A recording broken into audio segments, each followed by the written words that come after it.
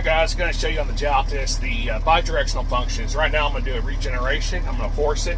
Right now you want to go in here to maintenance and then go to particular filter regeneration. Expert mode, bi-directional function. And it's also pretty cool when it starts running this. It kind of gives a little display of everything. So it just tells you about it, you know, what you're looking for. So all the check marks, and I got a red check right here. Well, the red check here is basically for the regeneration. So right now it's basically turned on. They can turn on.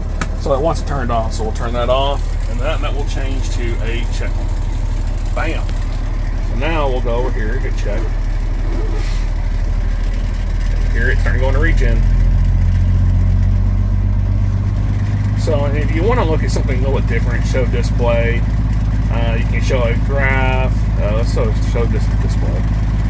So you come down here, you can kind of see everything. It kind of shows you all the temperatures. This stuff you can play around with. So if you want to look at stuff, you can look at stuff. It shows the RPMs, shows the pressure.